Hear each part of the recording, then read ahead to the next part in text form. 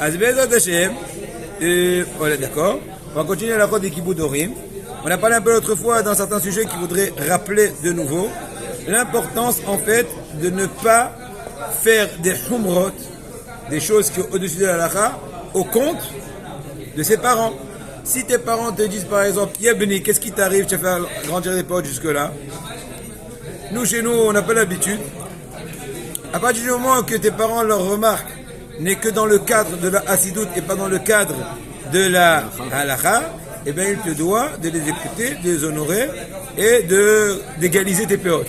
Encore une fois, l'exemple des péotes, c'est un exemple parmi d'autres exemples. Un autre exemple incroyable qu'on a cité l'autre fois, on a raconté même au nom du Talmid de Rabbi Yonatan Tsagis, l'imminent Talmid du Harizal,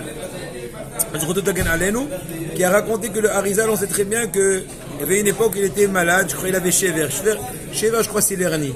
Mais en tout cas, une chose qui lui interdisait de tremper dans le mikvé, d'autant plus que le mikvé était froid, etc. Et sa maman, Aléa Shalom, elle lui a interdit de tremper dans le mikvé. Et lui, malgré la difficulté de ne pas se tremper au mikvé, le Harizal, c'est va rapporter l'importance de tremper dans le mikvé, combien de gdusha, combien de hasagot, combien de portes qui s'ouvrent, etc. Mais quand même, c'est de la chassidoute.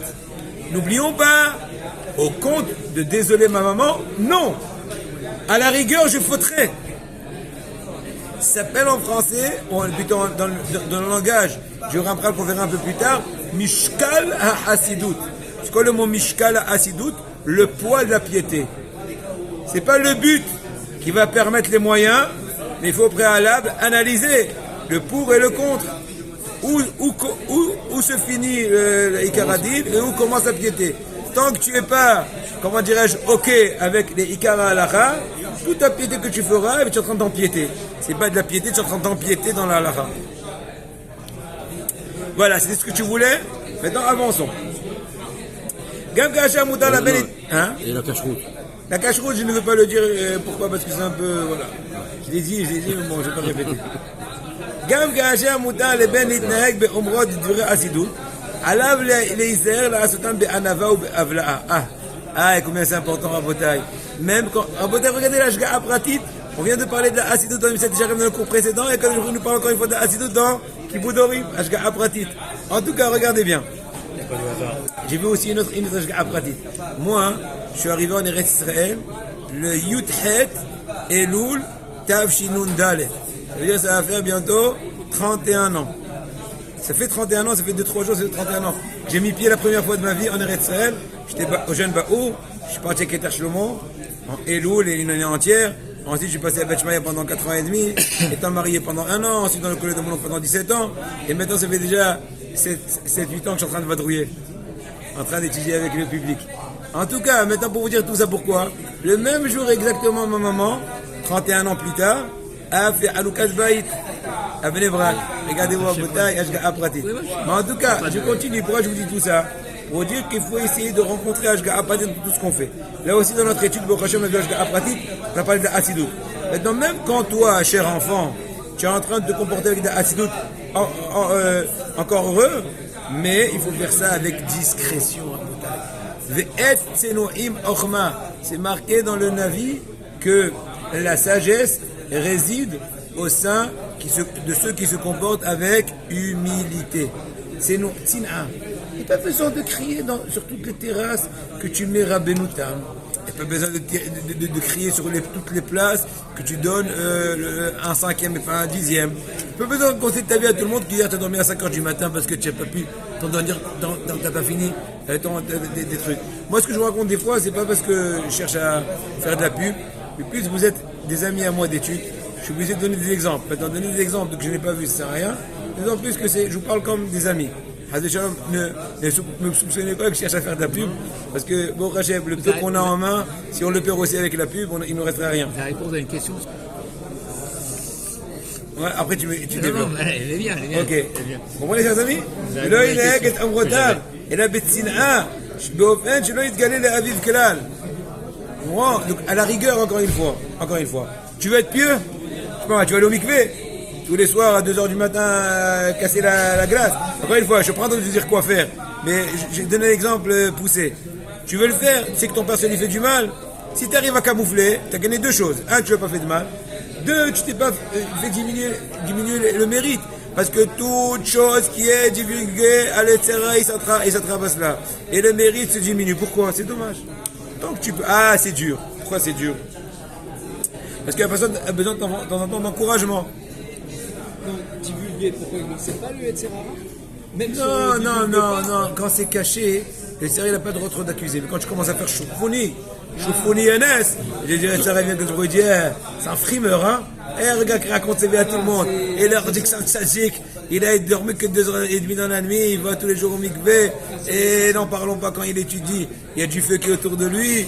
Il a censé le cramer. Il dit, oh, calmos. Ça va, t'en voles pas. Donc c'est important en bataille. La vérité, c'est une grande épreuve. Parce qu'une personne aime bien être cajolée et qu'on lui tape sur l'épaule. Des fois, j'arrive, je le fais tout seul. Je me tape dans l'épaule tout seul, mais bon, n'oublions pas Rabotai, comme ce qu'a dit Rav Gershon Edelstein. Ça ne suffit pas ce qu'Hachem est conscient de ton comportement. Dis-lui merci. Dis merci à Hachem. Lui, il voit tout. Tu peux te réjouir et danser la aura et dire merci à Hachem. Tu as la possibilité de mettre des films. Dis-moi par exemple un exemple, encore une fois. Vous allez rigoler, mais c'est pas grave. Ces derniers temps, comme je vous ai déjà raconté, je ne raconte ma vie. Je fais des marches, c'est bien, mais c'est incroyable comment je remercie Hachem après. Je dis, wow, quel kiff, merci Hachem, j'ai marché, je me suis senti, et mon intention, et pourquoi? Hier j'ai pris mon fils avec moi, mon fils il est maigre comme un truc, mais il est venu avec moi, il m'a tiré un peu, il fait courir un peu plus, mais je me suis senti, mais quel kiff, merci Hachem. C'est qu'un exemple. Mais dans la même chose, j'ai une bonne heure d'étude, je dis, merci Hachem. Et peu importe, au contraire, il faut plus se cacher le plus possible. Si ça se divulgue, si ça se dévoile tout seul, peu importe. Que faire? Vous comprenez? On est obligé des fois de dévoiler des choses. Tu as écrit un livre, tu ne veux pas le garder. Tu veux que tout le monde le lise. Donc tu le publies. On n'est pas au degré du Ben Ish Chai qui a écrit un livre anonyme. Excusez-moi, on n'est pas à ce degré. Et même ça n'a pas marché chez le Ben Ish Chai. En fin de compte, ils l'ont dévoilé. Mais pour vous dire. Donc tu le fais en cachette pour ne pas faire du mal à ton papa. Pour ne pas, on va dire, faire du mal au papa. Et maintenant, pour faire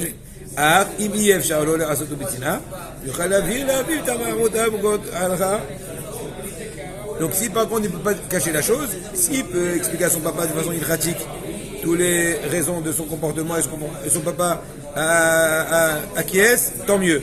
Sinon, il faut s'abstenir. Avançons. Dans tous les cas, ne jamais parler à son papa, à sa maman, avec effronterie. À cause d'une asidou, tu dis, maman, tu vas tout gâcher. Ouf. Tu es en train de gonfler un ballon? Ouf. Il y a, parce qu'en plus en hébreu, ouf, ça a l'air vol d'ici. Ouf. Il y a Chol, les Kachel, Alila Bekelalat.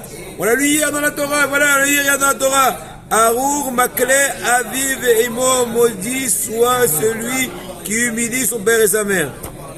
Et donc, Yatsasraro Befsedo.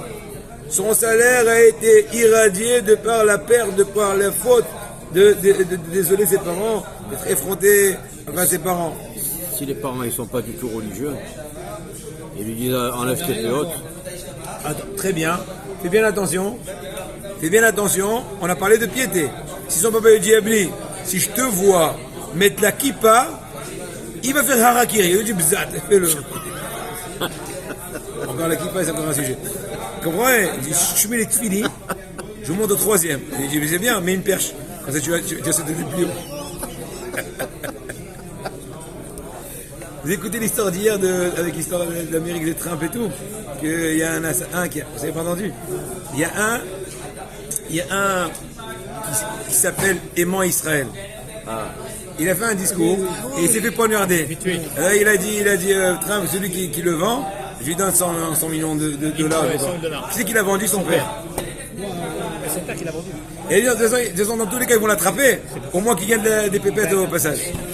Incroyable, Moutaya. C'est l'inverse de Kibbutz Orim, de Avad Israël. L'inverse. À Israël, de toute façon, ils jamais tueront. Et même si il y a des accidents, qui va vendre son fils pour 100 milliards même? C'est goy. Maintenant, on continue. Notre maître, le Ida, il te dit que même si une personne est scrupuleuse dans la halachot, et tsenoim ochma. Good morning.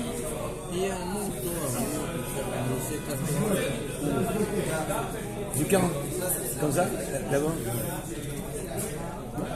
Prends-le. Je t'achète un chapeau. Je t'achète un chapeau et je te rends un rabbin. Non, il faut qu'on fasse des économies.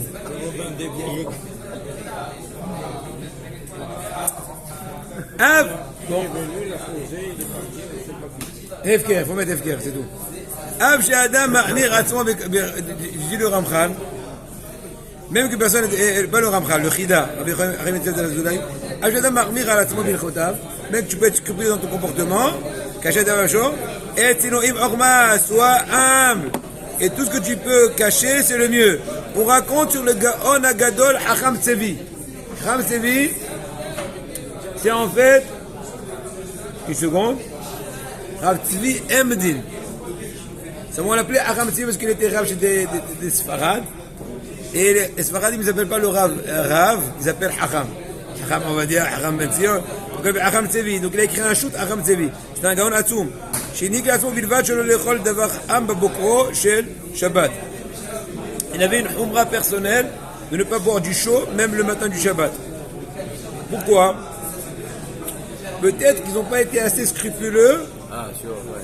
Quand ils ont gardé de l'eau chaude sur la cafetière, sur les cendres, j'en sais rien, sur les braises, ils n'ont pas fait selon la halakha exactement. Donc il s'abstient. Incroyable. D'accord? Une seconde.